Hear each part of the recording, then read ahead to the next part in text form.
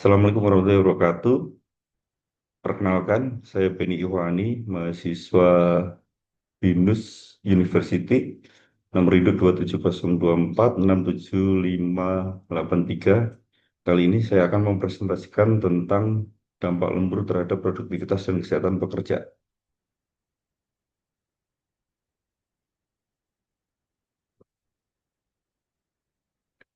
Latar belakang yang pertama adalah lembur sebagai bagian dari praktik kerja modern.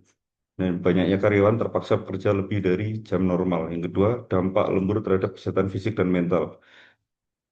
Lembur dapat mempengaruhi kesehatan pekerja secara negatif.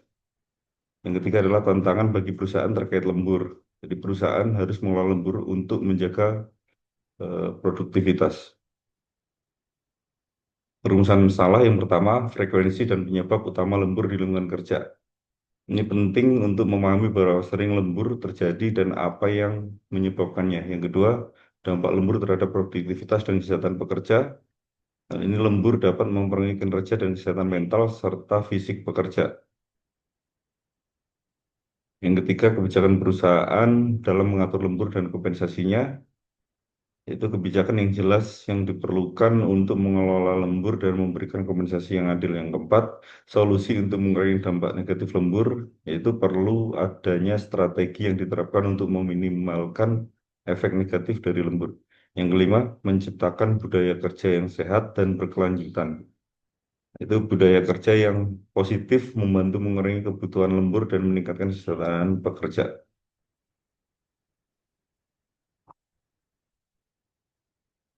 Pers- dari perspektif pekerja, ini frekuensi lembur yang tinggi, frekuensi lembur 2 sampai 4 kali seminggu, banyak karena target tinggi. Yang kedua, dampak jangka pendek dan jangka panjang, yaitu akibat lembur ini dampak jangka pendeknya ini cenderung positif karena pendapatan cenderung naik, namun secara jangka panjang akan negatif. Yang ketiga, kompensasi dan fleksibilitas kerja.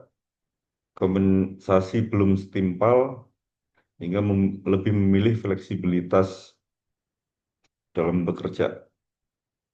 Yang keempat, pengaruh lembur terhadap kesejahteraan sosial. Ini lembur mengurangi waktu istirahat dan interaksi sosial.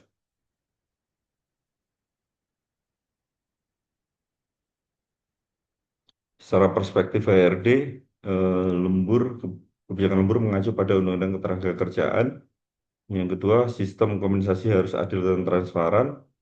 Yang ketiga, tekanan dari manajemen puncak mempengaruhi kebijakan. Yang keempat, mekanisme pengaduan tidak selalu aman bagi pekerja.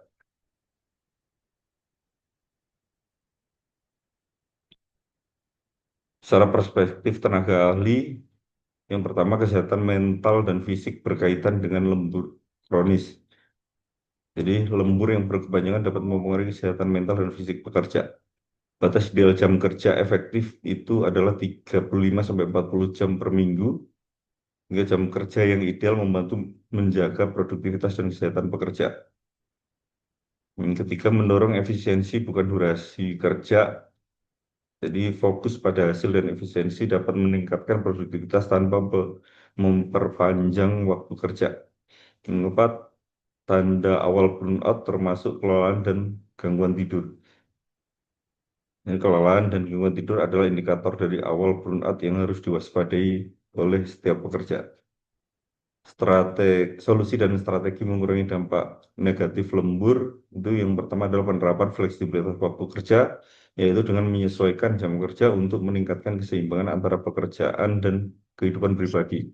Optimalisasi proses kerja untuk efisiensi, yaitu meningkatkan metode kerja agar lebih produktif dan mengurangi waktu lembur. Yang ketiga, manajemen beban kerja dan tenaga kerja, yaitu mengatur tugas dan sumber daya agar tidak membebani pekerja secara berlebihan. Yang keempat, pendekatan kesehatan mental dan dengan akses konselor, yaitu memberikan dukungan kesehatan mental bagi pekerja melalui konseling profesional. Rekomendasi untuk human resource dan manajemen itu yang pertama adalah evaluasi kebijakan lembur secara berkala. Yang kedua, sediakan kompensasi lembur yang adil dan transparan. Yang ketiga, tumbuhkan budaya kerja sehat berbasis produktivitas. Sedangkan untuk rekomendasi pemerintah, ini yang pertama adalah perkuat pengawasan pelaksanaan batas lembur. Penting untuk memastikan bahwa perusahaan mematuhi peraturan batas lembur yang ditetapkan demi kesejahteraan pekerja. Kedua, fasilitas edukasi perusahaan tentang keseimbangan bekerja, yaitu edukasi tentang pentingnya keseimbangan kerja dapat meningkatkan produktivitas dan kesehatan kerja. Refleksi pribadi saya terkait materi ini, yang pertama adalah eh, sebagai seorang yang pernah mengalami tuntutan lembur, saya menyadari bahwa isu ini bukan sekedar persoalan produktivitas, tetapi juga menyentuh aspek kemanusiaan. Berikut refleksi saya berdasarkan materi di atas. Yang pertama, lembur sebagai budaya diam-diam yang beracun.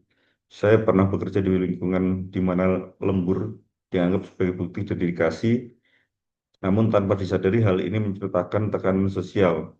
Mereka yang pulang tepat waktu dianggap kurang berkontribusi, padahal yang seringkali lembur terjadi bukan karena beban kerja yang tak terelakkan, tetapi karena manajemen waktu yang buruk atau ekspektasi tidak realistis dari atasan. Saya belajar bahwa lembur seharusnya menjadi exception, bukan hanya sekedar norma.